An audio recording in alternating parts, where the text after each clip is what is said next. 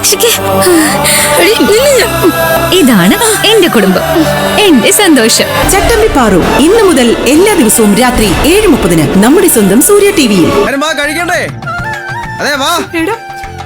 എന്തിനാണ് ഇങ്ങനെ വിളിച്ചു പോകുന്നത്? അയൽക്കാരെ കൂടി വിളിച്ചു പോകും. ഞാൻ ഇനിയും വിളിക്കും, വിളിച്ച് ബഹളം വെക്കും. ഏട്ടാ, ആ എടതി ശിവാനി, ആ വാ. അത്താഴ പരീക്ഷക്കാരുണ്ടോന്ന് വിളിച്ചു ചോദിക്കടാ. പ്രണവിന്ന് വല്ലാത്ത സന്തോഷത്തിലാണല്ലോ. അതെ, നമ്മൾ എല്ലാരും കൂടെ ഒരുമിച്ചിരുന്ന് സന്തോഷത്തോടെ ഭക്ഷണം കഴിച്ചിട്ട് എത്ര നാളായി. എല്ലാരും ഇരിക്കും, വാ വാ. നീ പോയിരിക്കും. ശിവാനി ഇരിക്കേ. ഇരിക്ക്.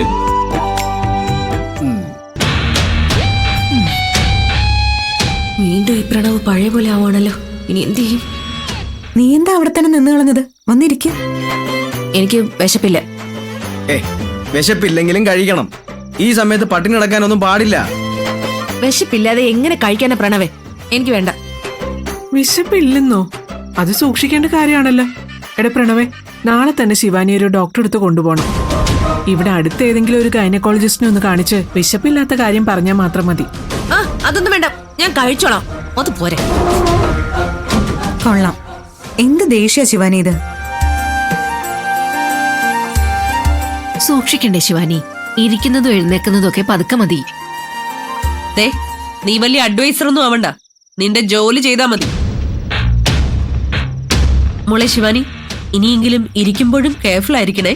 പതുക്കെ വേണം ഇരിക്കാൻ. എന്താ ആന്റി, ഇത് തന്നെയല്ലേ നിർമ്മല ആന്റിയും പറഞ്ഞേ? എന്തിനാ ഇവിടുന്ന് വഴക്ക് പറയുന്നേ?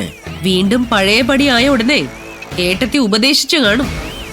അതുകൊണ്ടായിരിക്കും നീ എന്നെ ചോദ്യം ചെയ്യാൻ തുടങ്ങിയതല്ലേ?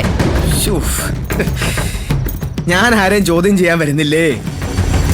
നിർമ്മലാന്റി, എല്ലാവർക്കും പ്ലേറ്റ് എടുത്ത് വെച്ച് കഴിഞ്ഞില്ലേ? ഞാൻ വിളമ്പി കൊടുക്കാം. അല്ല, ഏടത്തി എന്താ ഇരിക്കാത്തെ?